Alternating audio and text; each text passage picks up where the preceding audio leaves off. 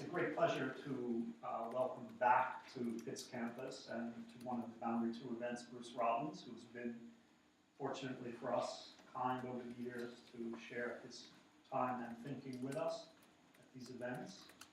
Because so many of you know Bruce so well, and from his many visits here, I'm not going to say as much as one could say about him. I was asked when we posted the flyer by an undergraduate student of mine in my Great Books course if this was the person who had played for the Detroit Tigers. A pitcher for the Detroit Tigers, that's right. And I said, I think it might have been, but he took a different career path. Different sort of pitch. Instead of being a pitcher for the Detroit Tigers, this Bruce Robbins went on to become the Old Dominion Foundation Professor of Humanities at Columbia University, where he's now teaching. He's previously taught at Geneva, Rutgers, Harvard, NYU. You've heard his talks many times, and we've all read and studied his books here, but I will just remind you that his career includes at least 12 authored or edited volumes on a wide variety of topics: critical theory, the novel, the welfare state, cosmopolitanism, world literature, so on and so forth, although I suppose by definition he's an expert in the, very expert in the 19th and 20th centuries. I don't like the word expert. The author of over 100 refereed articles in major journals, 50 review essays, some of which happily were indulged. He's been a lot involved in non-scholarly journalistic writing, as you know, and as you also know, he's been involved in filmmaking, not only in his film, Some of My Best Friends Are Zionists, which has been screened here, I think, twice. Which has a Pittsburgh hero. As a Pittsburgh hero as well, so. That's right. It's available on Amazon, as I recall. Right. But he's also been a screenwriter earlier in his career, which is something you may not know.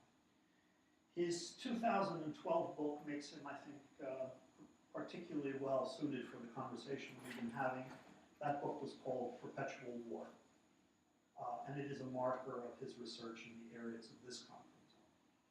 The title today, I believe, is The Representation of Atrocity, so please welcome back Bruce Robbins.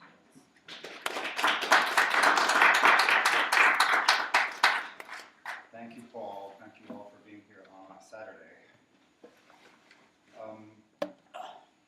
I have taken the invitation to reflect on the militarization of knowledge in a broad sense. I was very tempted to try to write something much more specific for this conference, but time didn't allow. So I'm not speaking about the militarization of knowledge as exemplified by lawyers defending torture and drones, or the Israeli army mobilizing Deleuze as a strategist, enabling a more efficient occupation of the West Bank, which is a topic that has been written about. I'm taking it as a prompt to consider the variety of ways in which our knowledge production has already been overlapping with the military and militarism, but indirectly and for the most part invisibly. In his essay, The Role of Force in History, Gopal Balakrishnan asks, how should Western military interventions of the past decade be situated within the millennial epic of human civilization? This seems to me a useful question at a moment when the humanities are dealing simultaneously with an impulse to expand our habitual period-centered temporality to the time scale of the civilizational and the millennial, and partly in consequence, and partly for other reasons, an impulse to disable moral judgment and to shift away from critique. Toward the end of Michael Ondaatje's novel, The English Patient, the young Canadian ex-nurse Hannah writes in a letter home to her stepmother, "From now on, I believe the personal will forever be at war with the public." Hannah has just heard about the bombing of Hiroshima and Nagasaki, news that has shocked her Sikh lover Kip into leaving both her and the anti-Nazi war effort. The unending war between the public and the personal that Hannah sees as having now begun is the result of what we have come to call an atrocity. Like the word militarism, which only comes into existence in the mid-19th century, the word atrocity is relatively new. It's usually defined as an act of violence that is collective, unnecessary, and indiscriminate. The latter two adjectives judged to apply because, here I'm quoting Jacques Semmin, it is aimed at destroying non-combatants. The atrocity has to be new because it's an act of war that exceeds the bounds of war, and it's only relatively recently that war has been conceived as having any bounds. So in talking about representations of atrocity, I'll be talking about a certain newness and how we feel about that newness. The atom bomb was definitely new, as was the idea of the non-combatant. I hope Anders is not going to tell me I'm wrong about this, which is usually dated from the Napoleonic Wars. Both non-combatant and atrocity would seem to require the weakening of social membership that we associate with modernity. In other words, the still recent assumption that individuals should not be held responsible for actions taken by the families or nations or other collectivities to which they belong. Cruel and fierce, the meanings of atrox, the Latin source word for atrocity, did not begin their lives as pejoratives. For the Romans, cruelty may not have been an unambiguous virtue, but neither was it an unambiguous vice. Atrocity acquires its clear pejorative meaning only as physical violence comes to seem a less natural and inevitable aspect of ordinary lives, something that could and should be avoided rather than something you'd be foolish not to expect and prepare for. The reclassification of violence as out of the ordinary is again associated, perhaps only wishfully, with modernity.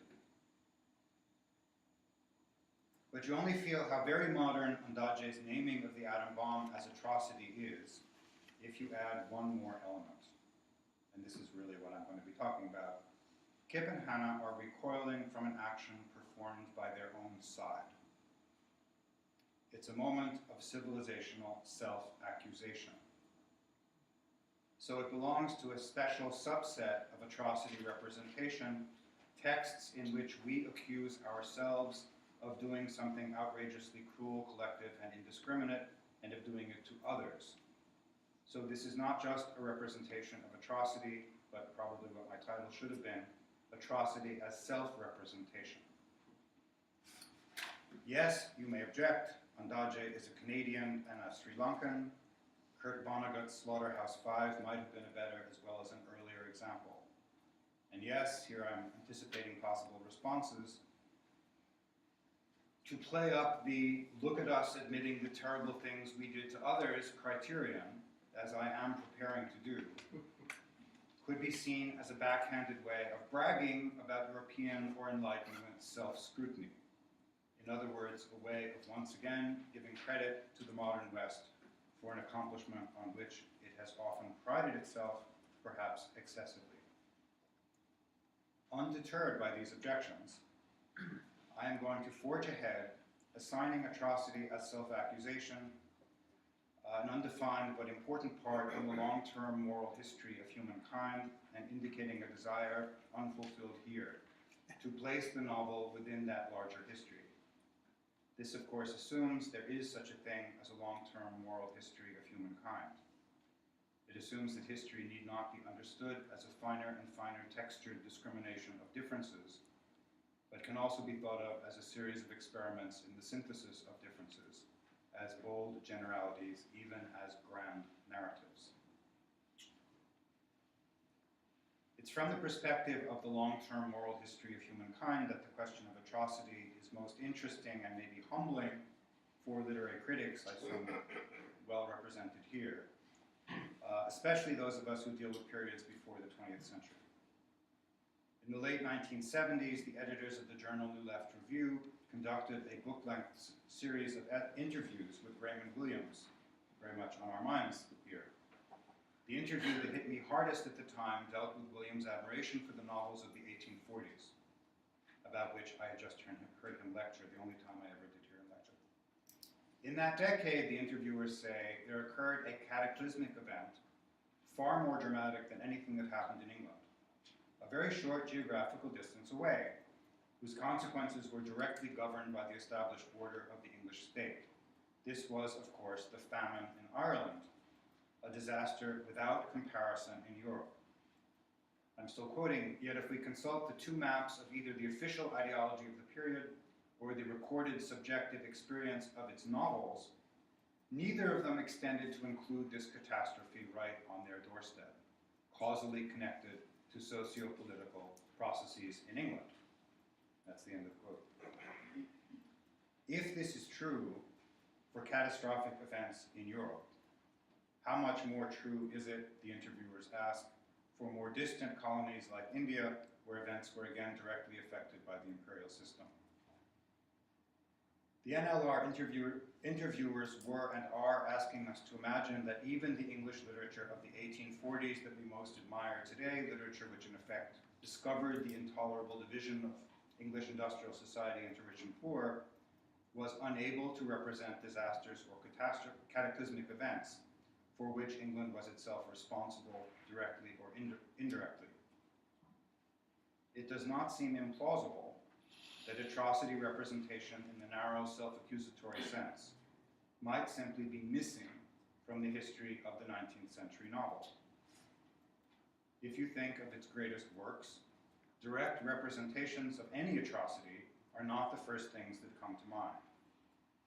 We know our authors could express horror at the 1857 mutiny in India, or at Disraeli's diplomatic indifference in the face of the Bulgarian atrocities committed by the Ottomans. A certain anti-imperialism lurked in the corners of public opinion, part moral and part pragmatic. But perhaps the English simply could not summon up any equivalent to Vonnegut's horror at the Allied bombing of Dresden. Perhaps they could not imagine accusing themselves, at least not from the viewpoint of the non-English, at least not when the accusation would have been damning. Were we to accept this hypothesis, and I offer it up as nothing more than a hypothesis, it seems clear that some of the going rationales for literary study would be in jeopardy. In Self-Defense, we literary critics could of course argue that the criterion of self-accusation is unacceptably presentist. How could one expect the great epoch of European realism to do atrocity in the narrow self-accusing sense?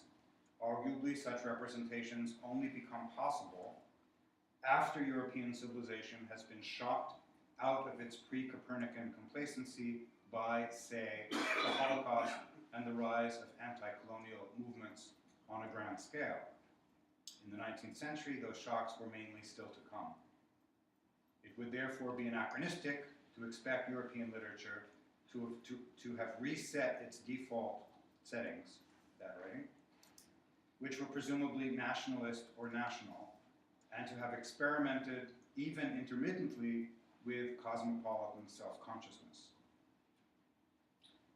Another field defensive move would be to focus on the canon's experimental outliers. There exists, I have found out, a body of scholarship qualifying the claim that outside Ireland, the Irish famine did indeed go unrepresented. Much of that scholarship deals with minor works by Trollope. This would be a moment for a little chuckle, but anyway, you don't absolutely have to. To me, those works seem both aesthetically and politically uninspiring. But perhaps one can do better. More inspiring, for sure, among the potential counterexamples would be Multatuli's 1860 novel Max Havelaar, or The Coffee Auctions of the Dutch Trading Company, which has been credited with starting the anti-colonial movement in Indonesia, probably too large a claim. Or Tolstoy's final work of fiction, the novella Haji Morat. Do people know this at all? Haji Morat, I don't care. Say it anyway. Haji Morat is set during the mid-19th century Russian conquests of the East that Tolstoy himself participated in as a young man, and that so neatly mirrored the genocide of the Native Americans that the US was carrying out in the same years in the American West. At one point, it describes the destruction of an indigenous village in the Caucasus in what would now be called Chechnya. Tolstoy shows us the army's burning of the Chechen village through the eyes of a Russian soldier. The Russian's mind is elsewhere, preoccupied with a theme that could not be more conventional for people like him: money he has lost at cards. For him, it is an unremarkable day, so the reader sees nothing remarkable. War presented itself to him only in the sense that he subjected himself to danger, the possibility of death, and in so doing earned both decorations and the respect of his comrades here and his friends in Russia. The mountaineers, he doesn't call them Chechens, presented themselves to him only as skilled horsemen against whom one had to defend oneself. Given this failure of imagination on the Russian side, the narrator has to step in and somewhat intrusively make a connection on the next page that no one within the novel's world is there to make. The village sacked in the raid was the very one in which Haji Murat had spent the night before he went over to the Russians. On returning to his village, Sado, at whose house we've seen Haji Murat greeted hospitably in the first scene, found his hut ruined, the roof had fallen in, the door and pillars of the gallery had been burned, and the interior had been defiled. His son, the handsome boy with the shining eyes who had looked at Haji Murat in rapture, was carried dead to the mosque on a horse covered with a felt cloak. He had been bayoneted in the back. The sentence about the child bayoneted in the back does not end the paragraph. There is no pause for the drawing of conclusions, moral or otherwise. It is as if, from a Russian point of view, the dead child is not ethically or emotionally forceful enough to interrupt the flow of narration, not even to justify even the briefest of pauses. It's not surprising that Tolstoy could not get that book published in full in his country in his lifetime. Perhaps it's surprising that he left this record at all. Something could no doubt be said about the depiction in 19th century literature of the poor and the homeless as internal aliens, and sufficiently other to count as victims of atrocity in my limited sense. I'm thinking of, say, Victor Hugo, the army firing on the barricades in Les Miserables, or Bleak House's description of the death of Joe and dying thus around us every day. One could also go back to the criterion that the NLR interviewers apply to Raymond Williams, and that Williams himself does not dispute, the premise that criticism should aim to reconstruct through literature, quote, the total historical process at the time. Who says, you might object, the novelists of the 1840s were obliged to talk about the Irish famine, a to them invisible part of the to us larger causal system. Perhaps this is asking for something the novel simply cannot deliver. Perhaps we should content ourselves with what it can deliver, even if that seems a harder thing. This line of thinking may have encouraged some critics to urge a dialing back of the political and ethical claims that we make. A modest anti-presentism of this sort would certainly make it easier for those 19th century specialists who are professionally uncomfortable with atrocity to return to what they were already doing, undisturbed by any nagging sense of responsibility to imperatives they see as coming from outside their field. My own impulse is not to back down from the total historical process criterion, which means I'm sort of stuck with atrocity, however presentist the topic may seem. What I'd like to try out, therefore, is a different negotiation between present imperatives and period loyalties, between history as a proliferation of differences that may turn out to be trivial, and history as synthesis that avoids triviality but could seem to lack rigor as the field defines rigor. The concept of atrocity may be new, but the thing, atrocity, is of course not new. It seems admirable to me that much new scholarship is willing to hold off on the familiar nominalist historicist move, there's no true history but the recent history of the concept or the name, and instead to take on the deeper history of as yet unnamed things, a trans-historical history, much of which, like the atrocity, is inescapably pre-modern. I'm thinking, for example, of the thunderous no to periodization itself that is proclaimed in Susan Stanford Friedman's new book, Planetary Modernisms, and the challenge to, quote, periodizing divisions between pre-modern and modern in the introduction that Sahir Amer and Laura Doyle wrote to reframing post-colonial and global studies in the longer durée, a special section of the next to last PMLA. Both of these texts accuse conventional periodization of sustaining Eurocentrism. It seems to me that this impatience with fine-grained, period-centered thinking belongs in the context of a broader acknowledgement that learning to work in an enlarged trans-period timescale is no longer optional for us. The reasons behind this new temporal common sense, perhaps you'll tell me that you don't share it, are not unfamiliar, but it may be helpful to gather a few of them together. Among the best known is the emergence of the term Anthropocene, which we don't know how to pronounce, but we know it's there, to mark the salience of an ecological perspective at the level of the planet.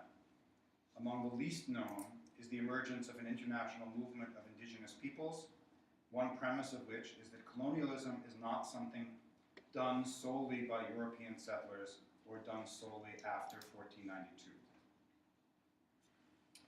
Joining the two are books like Pekka Hemalainen's The Comanche Empire, which gives the Comanches credit, if that's the right word, for themselves practicing colonialism and justifies their conduct, again, if justifying remains a pertinent concept, in terms of their superior ecological adaptation.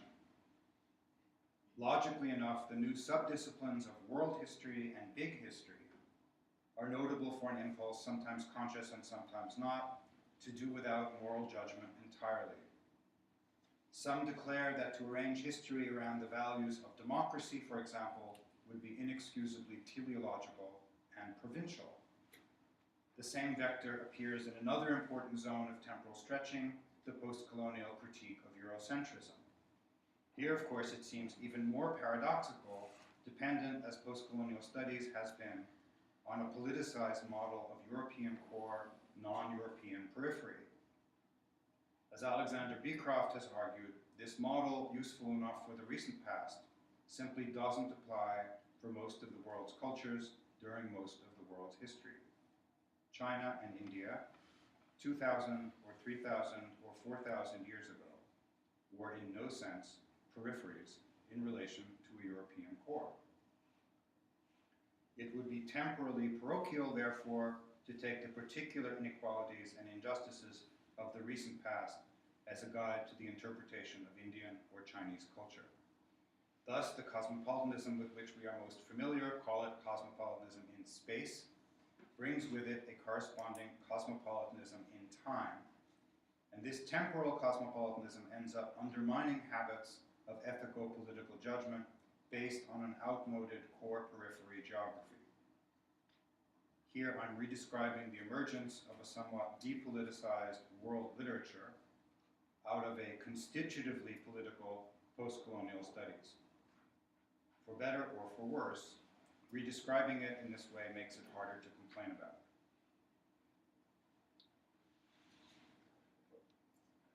Expanding our time frame seems inevitable, as does some evening out of the blame for imperialism, which can no longer seem the moral burden of Europe alone.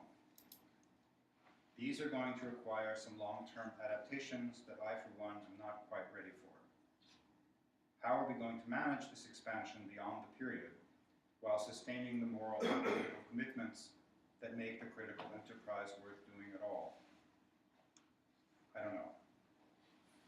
For me, the immediate question is this revisionist scale and sense of history in this revisionist scale and sense of history, where can I find a home for my interest in things like atrocity, an interest that takes for granted a practice of critique that risks coming to seem temporally parochial? From this perspective, the first thing I notice about interesting new work on and in an expanded timescale is that atrocity tends to get left out of it. For Amer and Doyle, the familiar European version of imperialism was only one in a long series of imperialisms before 1500, many of them non-European. Rather than insisting that the presence or absence of capitalism made all the difference, they suggest we need to find a way of talking about European and non-European imperialisms in the same breath. I think that seems right.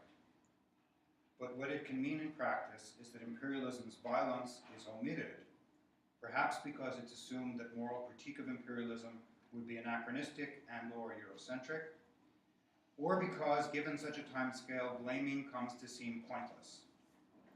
Hence, no vocabulary for atrocities. Historically speaking, Amer and Doyle are gradualists. The pre-modern for them was already modern. The difference is merely a matter of detail and degree. From their moderate anti-periodization position, anything that looks like violent rupture, such as modernity, is actually always the result of small, slow accretions. It's as if their distaste for violent rupture at the level of periodization is duplicated in a distaste for violence as a social content. Violence exists for them, but not as a conundrum. It's not interesting enough to demand interpretation. What's interesting about the world's interconnectedness tends to be commercial contact and cultural exchange. There are empires, but when it's pre-moderns, or especially non-Europeans, who are making the empires and doing the slaughtering and the conquering, what suddenly kicks in is a great deal of respect for the empire builders and for the cultural consequences of their empire building. Coercion is not absolutely forgotten, but it's rarely stage center. Among its other problems, this is arguably just as presentist as the older focus on domination and atrocity, but it's presentist in a different way, a projection onto the past of globalization's smug, all cultures are equal case, a case which does not harp on inequalities of economic and political power. The closest Susan Stanford Friedman comes to a statement on imperial coercion is as follows. Empires typically intensify the rate of rupture and accelerate change in ways that are both dystopic and utopic. What she calls brutalities can, of course, be recognized, but only as a general phenomenon that, one, is balanced in advance by the utopic aspects of empire, and in part for that reason, two, is in no way interesting or worthy of being investigated. The problem here is not the reluctance to innovate of a sluggish, fuddy-duddy field. The problem is the innovation, an anti-rupture position that makes things like atrocity harder to see or to teach. Sometimes that seems to be the whole point of innovating. I think, for example, of Rita Felsky's mobilizing of actor network theory against, I quote, the rhetoric of negativity that has dominated literary studies in recent years, a heavy reliance on critique, and the casting of aesthetic value in terms of negation, subversion, and rupture.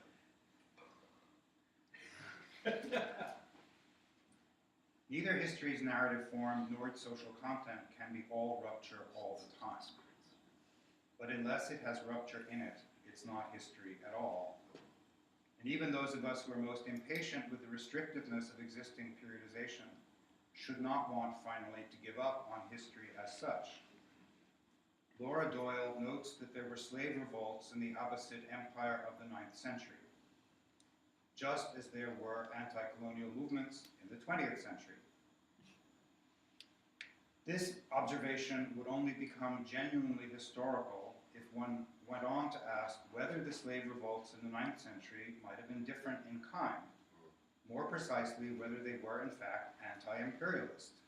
They may have been, and they may not have been. These may have been slaves who not unreasonably preferred to have slaves rather than to be slaves. The difference is important. In order to know, you would have to be interested not just in the history of imperialism, but in the history of anti-imperialism. You would have to decide that anti-imperialism has a history. It's the difference between asking when people were merely complaining that we suffer under imperial rule, I imagine as long as there have been imperial rules, and when they began saying that others may have suffered under our rule, a universalizing moment that's probably more recent and more rare. This would bring us back to representation of atrocity as self-accusation. If there was a moment when the feeling, I'm angry at your country for conquering mine and ruling it by a harsher standard than you apply to your own country, metamorphosed into something like, it's wrong for any country, including my own, to conquer any other country, wouldn't we want to know something about it? It might turn out that this only occurs with or after that violent rupture we call modernity. As a historical fact, wholesale raping, pillaging, plundering, and slaughtering are, of course, characteristic of many, if not most, pre-modern societies. I think, for example, of the ethnic cleansing of the Midianites in the Old Testament, which raises a red flag, so whether you know your Old Testament, raises a red flag for Moses only because his troops left the very old and the very young Midianites alive, alongside the nubile maidens, and therefore had to be told to go back and finish the job. The chapter on the ancient Near East and classical Greece in David Johnston's Magisterial History of Justice concludes that, quote, commitments to freedom and equality are nowhere to be seen in the domestic laws of the ancient world. But it doesn't even ask about foreign policy, about the possible existence of scruples as to, say, violence against members of other groups, tribes, and nations. As Michael Freeman says in the entry for genocide in the Dictionary of Ethics, Theology, and Society, genocide was not a moral problem for the ancient world. It is for the modern world because moral and political values have changed. As everyone probably knows, the Greek word from which we get apology, apologia, does not involve an acknowledgement of transgression and thus needs no request for pardon or forgiveness. Atrocity is everywhere in ancient times, but not to my knowledge as representation. In the West, at any rate, it is only when the moral and political values have changed that one can expect to see any representations of atrocity. If we say that the atrocity is a construct, one thing we would mean is that in order for it to be discussed, there first had to emerge a moral norm it was perceived to violate. It's in this sense that even if representations of atrocity are indeed missing from the great literature of the 19th century, the atrocity does belong to modernity. Here I'm not piggybacking on Steven Pinker's highly questionable argument that modernity is in some fundamental way opposed to violence. This from someone whose book has no entry in it for colonialism. Yes. I'm talking only about the emergence of moral norms, whether or not those norms were violated in practice. You know the moments of normative emergence I have in mind. We've talked about some of them. The appropriation of Jacobin ideals by the revolutionaries in Haiti, Burke's indictment of Warren Hastings, Marx's indictment of the British rule in India, Henri Dunant deciding at Solferino that warfare had to be regulated, Tolstoy deciding that Chechens should survive as Chechens, and so on. It's hard to imagine that the relevant literary history could ever be entirely disentangled from the rising history of humanitarianism. I think that we are somewhat unsettled by any association with the rising history of humanitarianism. But what would it say about us if, for fear of falling into Whiggish triumphalism, we turned out to be incapable of acknowledging even that moral history, partial and incomplete and unsatisfying as it is? One thing it would say is that we prefer to leave atrocity without a history. I hope we don't. There's, of course, a largely unacknowledged tension between the working assumptions of the humanities and the idea of progress, even as a possibility. Any admission of possible progress threatens the value of canonical texts. That's arguably why we have been so eager to prostrate ourselves before Walter Benjamin's Angel of History, rather than asking in a secular and open-minded way whether what we see before us is really nothing but an ever-increasing accumulation of ruins. According to Helen Small's definition in The Value of the Humanities, I quote, respect the products of past human endeavors in culture, even when superseded. I don't know about you, I stopped with the words, even when superseded.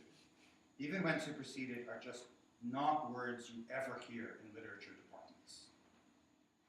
To admit that cultural products and endeavors might ever be superseded is to call in question our presumptive respect, or rather reverence, for them, which Small is trying here to affirm, and that is a prospect that critics less courageous than she would prefer not to recognize at all. And yet there are moments when, like Helen Small, we are all brave enough to admit to some progressive thinking about our assumptions on race, class, gender, and sexuality, for example, which we assume correctly to have improved, or about our own work. There's a section here which some of you have heard before, and I'm just going to cut it, although it's fun. I did a little study of people who are generally anti-progress in their thinking, but acknowledge progress in their own work. I used to believe in progress, but I don't any longer. Anyway, let's see if I can get rid of this. And basically, all right, so I'll skip the examples. At a recent conference on Stuart Hall, I found myself saying that if Hall defended the now old-fashioned sounding idea of theoretical games, it was because he thought of himself first and foremost not as a writer and scholar, but as a member of a movement. If you are a member of a movement, you possess a rough measure by which progress can be calculated, and you are highly motivated to calculate it, such as it may be. Progress is no longer unthinkable or embarrassing. Hall's example is worth contemplating, and not just so as to achieve consistency. I don't see why those of us who think of ourselves as progressives, and I know there are a lot of us out there, are so reluctant to seek real-world equivalents for the collectivity, part of the argument I skipped, we experience as scholars, thereby permitting us to recognize in the world we write about more of the progress we sometimes recognize in our own writing. I will conclude by trying to formulate some of the questions this project has begun to pose for me, and in hopes you'll add some of your own. First, what about examples that don't fit a Whiggish or Eurocentric narrative? I'm pretty sure there are a lot of non-European materials that will be relevant here once I can extend my research in those directions. I, for one, would like to know how it was possible for the Japanese writer Ishikawa Tatsuzo, in his 1938 novel Soldiers Alive, to document atrocities committed by his fellow Japanese against Chinese civilians within months of the 1937 rape of Nanjing. Were there precedents in the Japanese literature of the 19th century that prepared for this extraordinary feat, or perhaps even earlier? I'm sure there is more than one path leading to national self-accusation, both on the global scale and within the various European traditions. I myself know next to nothing about what made possible Grimmelshausen's Simplicissimus with its extraordinary accounts of the atrocities committed during the 30 Years' War, or before that, Bartolomé de las Casas with his extraordinary accounts of atrocities committed during the Spanish conquest of the Americas. Before that, this is for you, Paul, Thucydides. It seems odd to me that no one considered it essential to my education, that I was not taught and still don't know at what point North Americans became conscious that there might be an ethical problem with the genocide of the Native Americans. I'm convinced that with a little work we could come up with trans-periodic constellations of both research and pedagogy that would link earlier and later texts, and would do so in a way that's concretely rather than abstractly respectful of the past. That is, would take the past as something more than an empty figure of resistance to a modernity about which all we need to know is that we're against it. Assuming that such a narrative or narratives can be established, there's also the question of its value as a chapter in the literary history of cosmopolitanism, and what I've been giving you has been a chapter in the literary history of cosmopolitanism.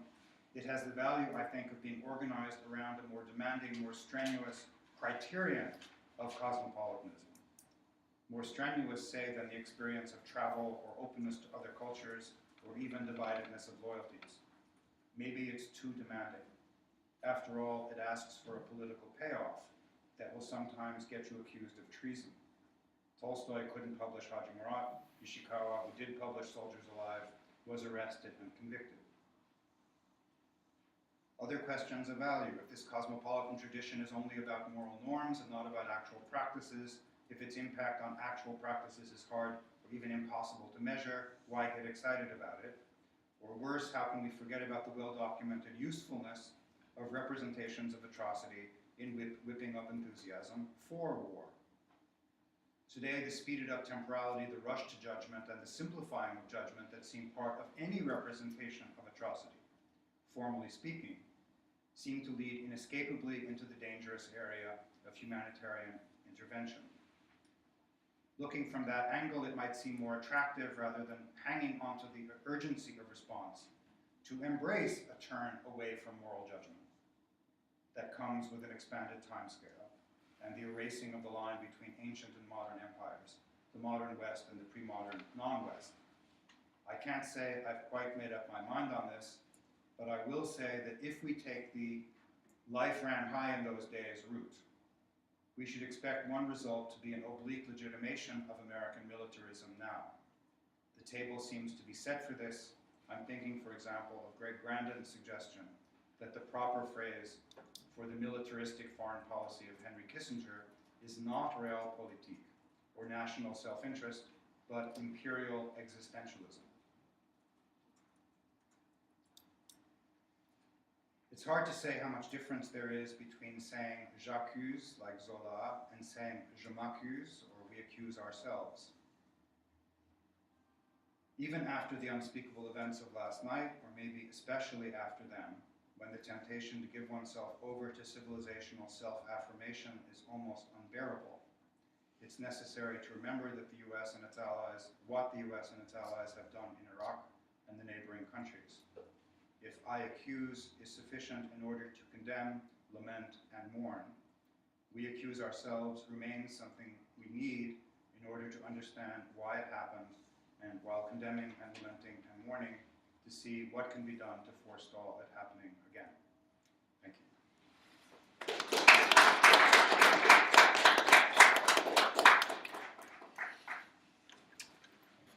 Good. We have about 25 minutes for questions. So please, let's begin with David and then Nancy. Wonderful material, Bruce, which I hope you're going to pursue. I have to. Great length. Two things. One is one way of looking at this problem of atrocity and what it is and isn't. It seems to me that the further you go back, the fewer texts there are, and the more the texts are written by the winners.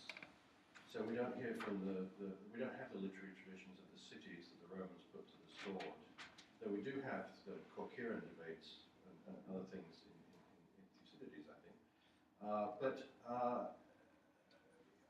So old Near Eastern scholars always complain that their field is dominated by Bible scholarship. And it makes me wonder whether there are simply no other texts, or whether those texts are not deemed of interest and nobody writes about them and nobody edits them. So that would be one question. Is there more material there than we know about? And I could imagine a set of symptomatic cases that you would take through history, with the Midianites being one of them, who spoke for the Midianites, if anyone. And you might then find a sort of point where we were seeing alternatives to history written by the winners. For instance, when Cromwell goes into Drogheda and puts citizens to the sword, who's writing about that? Who's not Cromwell, or who's not the Cromwell's camp?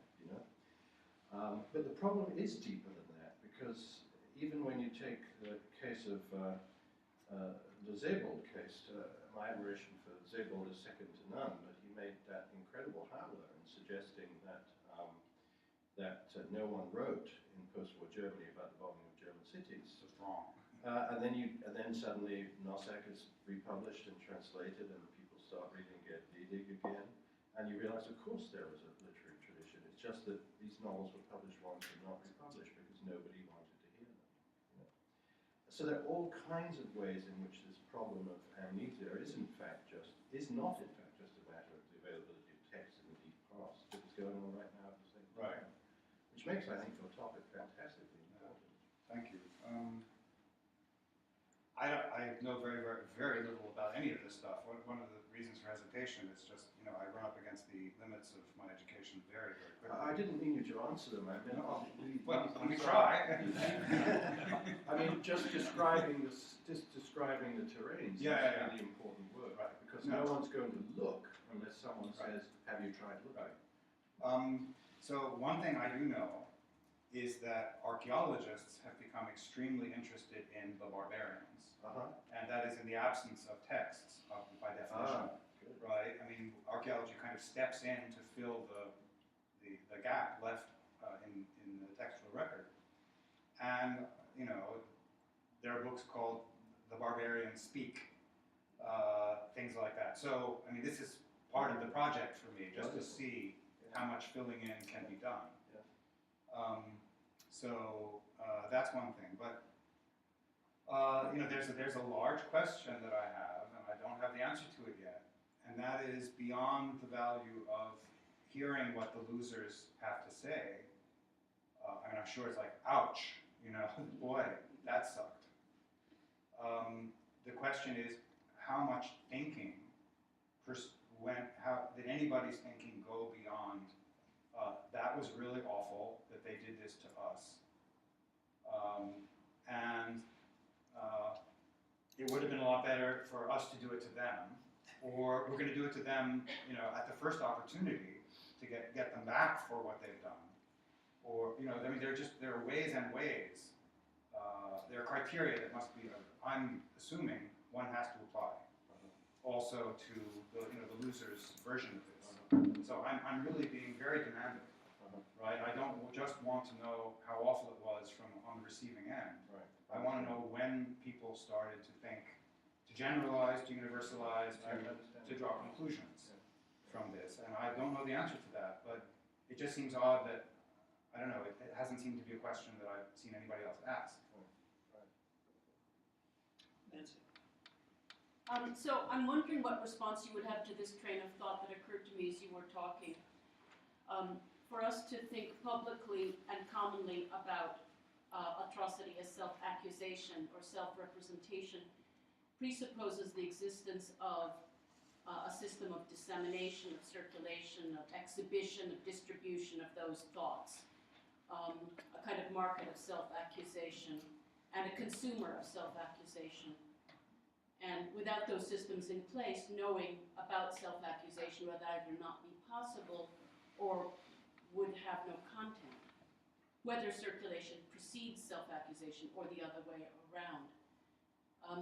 I was thinking, as you were talking, that perhaps the argument could be made that when empire comes into crisis, from many vectors, including the vectors of emergent nationalism, that's the point at which the consumer of self-accusation or the market of self-accusation might become visible to us. I'm not sure the answer to that is yes, but Haji Morat in the 1890s becomes a particularly interesting kind of test case. Without being capable of answering my supposition, it's an interesting test case because Tolstoy was competent to think Haji Morat and to write Haji Morat. But the system of circulation could only come into being in its full form when it's published in full in 1917, which would seem to underwrite a theory that there needs to be, here market is a strange word to use, but the new Soviet or new Russian, socialist state. But once there becomes a consumer of self-accusation, then that it can become a public act, the Haji Morat, as a work of art. Yeah, that's really interesting. I don't think I have anything to add to it. You probably know more about this than I. It may be that he couldn't get the full version published during his lifetime simply because of the nasty things he said about the Tsar. In other words, it wasn't the Chechnya, the Caucasus stuff, but it was the... He was just an all-around pain in the ass to the Tsar. Yes, I think that's true. Yeah. I mean, I know I'm not a specialist in that era, but generally speaking, he was a pain in the ass to the Tsar, yes. That's correct. Tom and then Jonathan. Thank you so much. It's a fascinating paper, and forgive this probably rather narrowly theoretical question. I think I saw you trying to plot a course sort of between, or if you like, not in fealty to two very sort of prominent current sort of theoretical constructs in literary studies. One of which would be this sort of rather self-cancelling critique of critique, which I think you associated with Rita Telsky.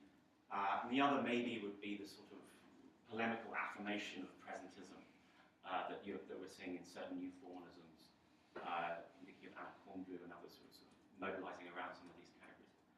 But I wonder if one of the things that both of those apparently oppose certain deafness to the problems of representation and self-representation.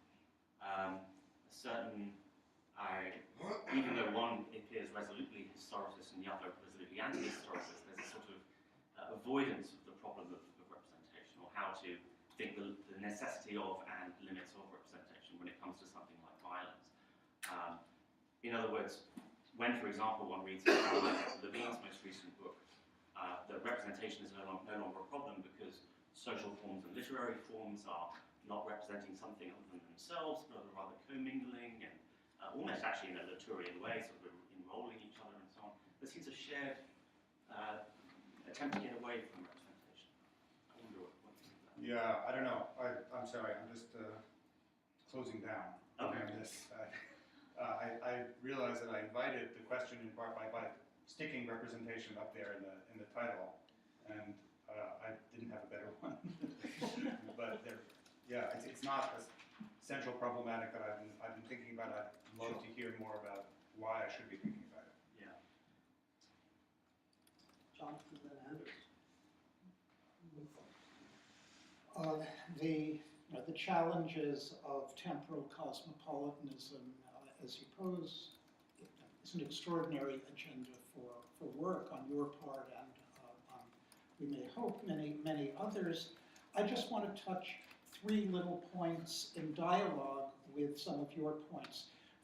First, the archaeologists.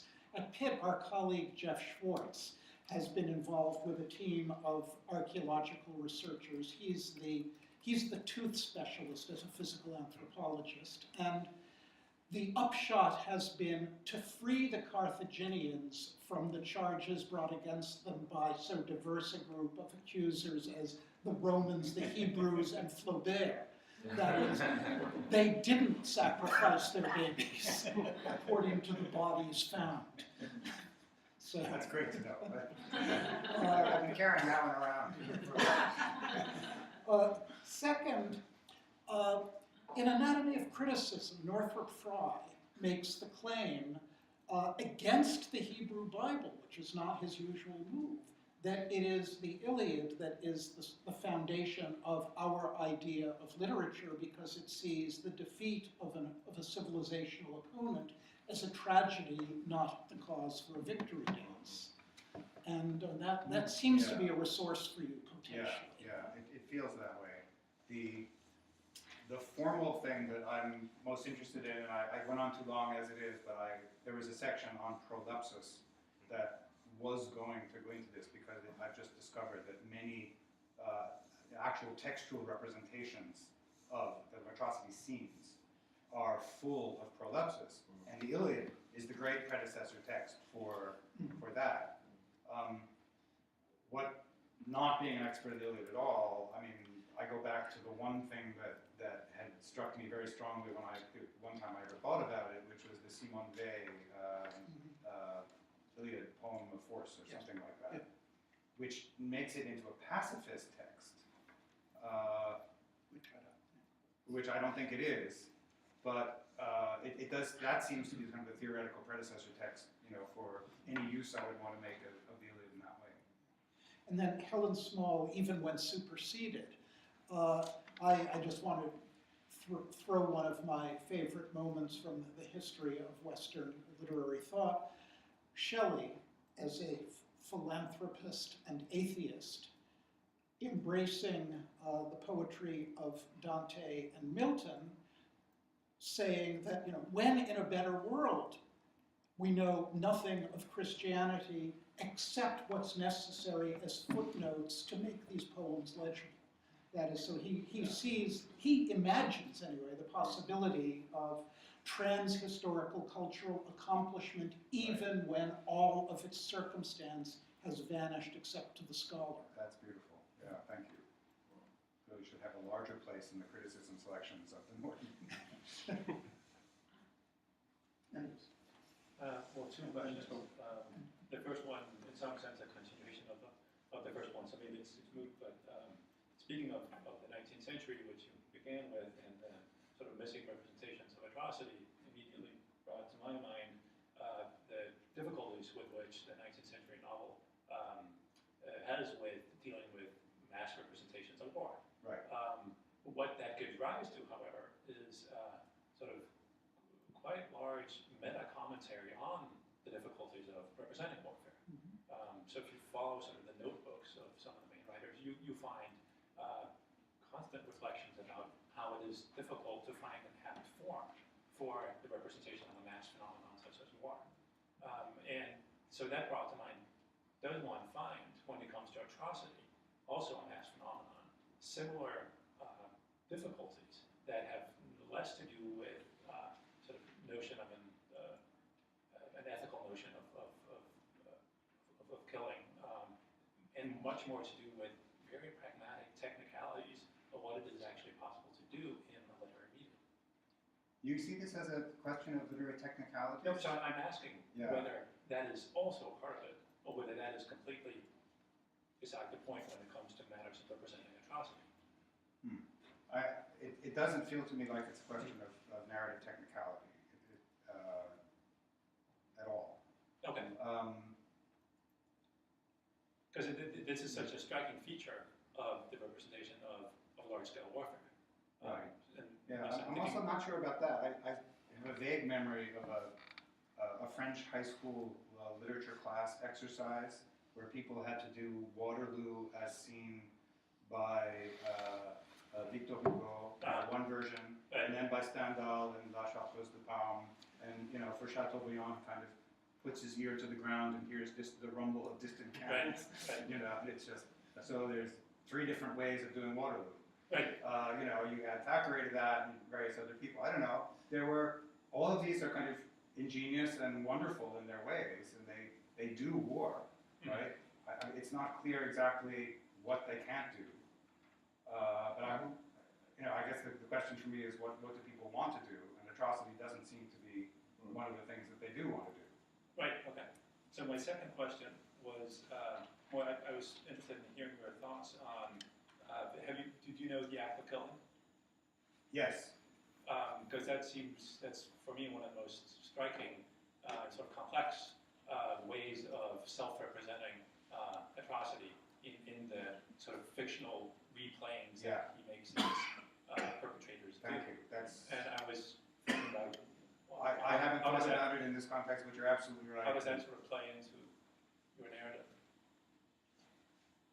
Yeah, I love the film, but it's trickery, right? I mean, he's sort of tricked into self-accusation. So it's a wonderful story of someone who clearly doesn't have a clue at the beginning of the film, and only at the end, at least the way it's arranged, does he say, what was this exactly? And having taken theatrically the part of the victim of torture. Right. But sorry, I haven't. I just watched it. I didn't think about it. Tony, and then Yeah, David. thanks, Bruce. I listened very carefully, and there's a certain historical rhythm to the talk that I was trying to work through in my notes. And the rhythm seemed to kind of circle around periodization, then leaving periodization, then you yourself talking about pre-modern and then modern, and then ending up back with the archaeologists. I'm trying to focus here on history and what comes out in terms of a sense of history that I think you are working through. And what struck me was that it might be useful to begin to think about kind of history as a certain ways in which human beings engage with time. And that archaeologists is really about a certain kind of deep time.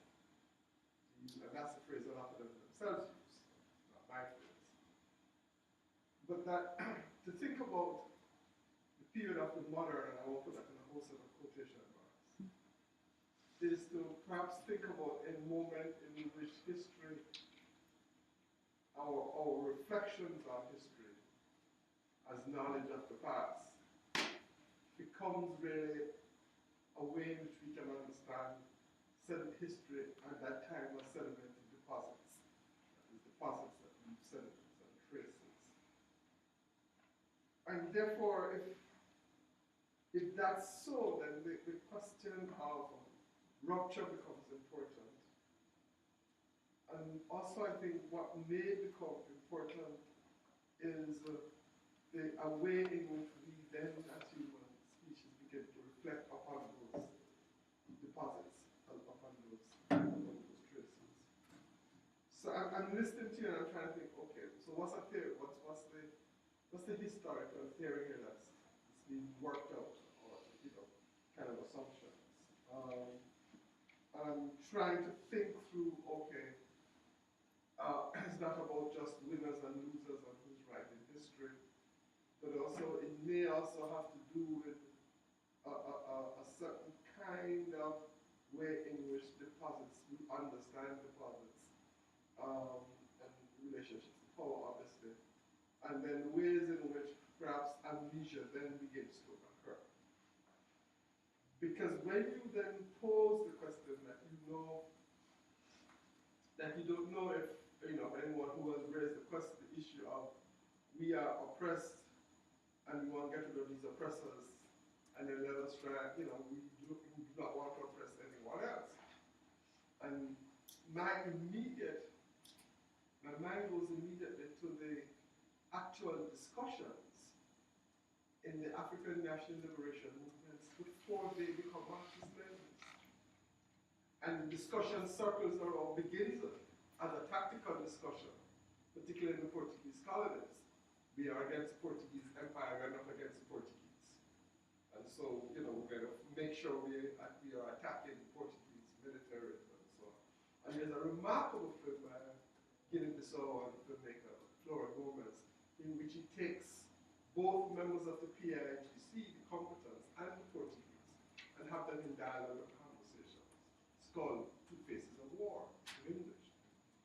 And so that you begin to say to yourself, okay, these fellows, men and women, are actually trying to think about, begin from a tactical position, but argue that we are not going to be involved in any oppression for anybody else.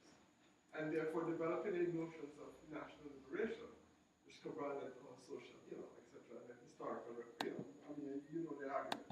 So what then surprises, not surprise, but what then I think about is how that moment becomes is essentially not part of any radical movement, not part of any history of any radical progressive movement at all.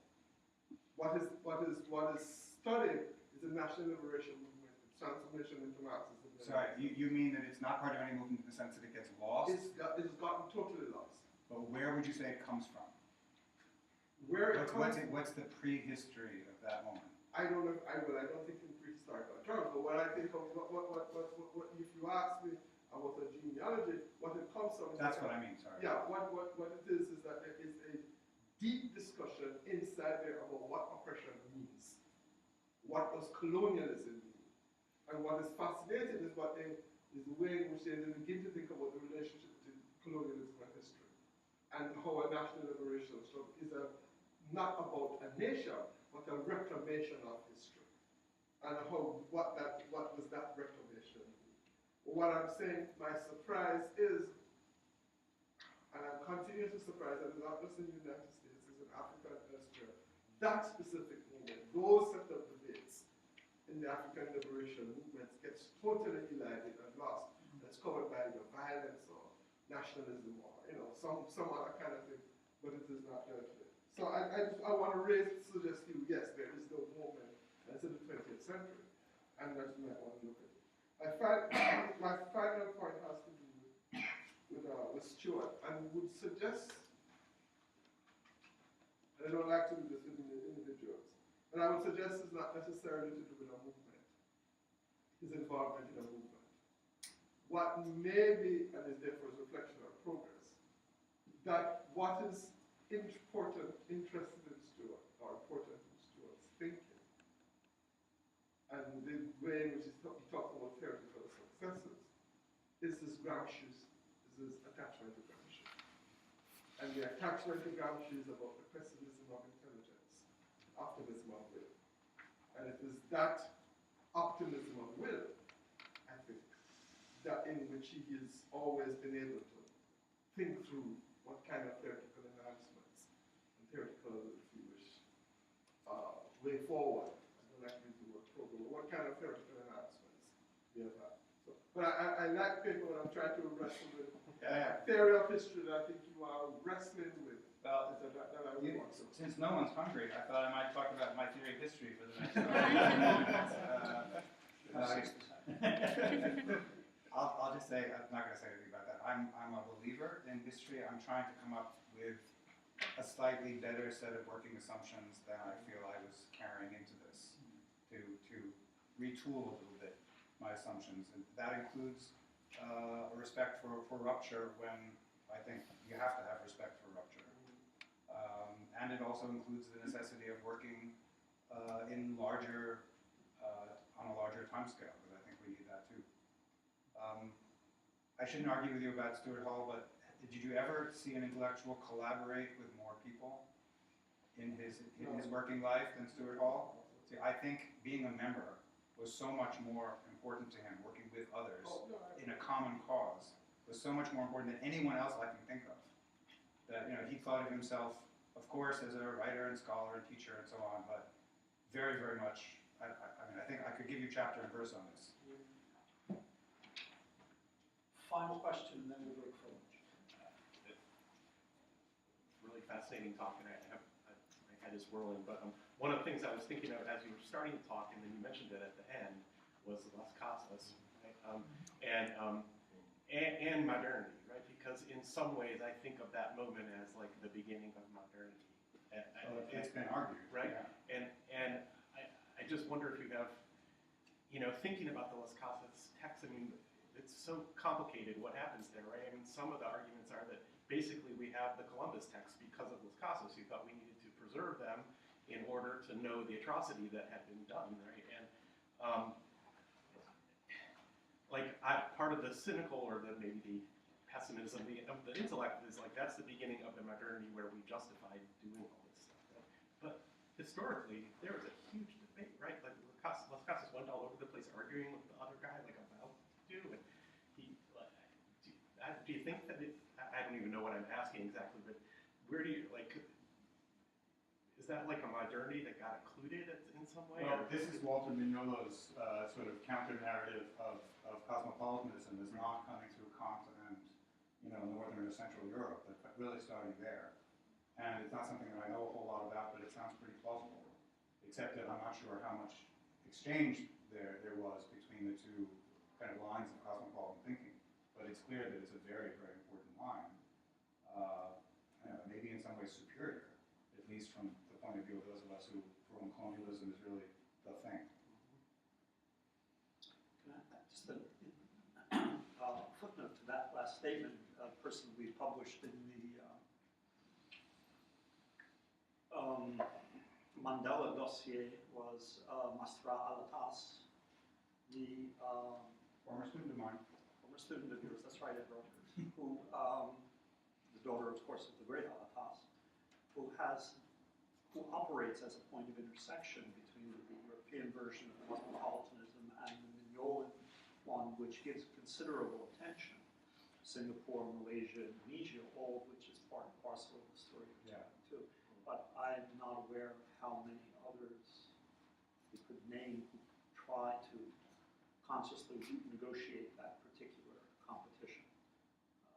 Ghosh comes to mind, actually, someone like said to try to do that. Anyway, thank you, Bruce, very much. We have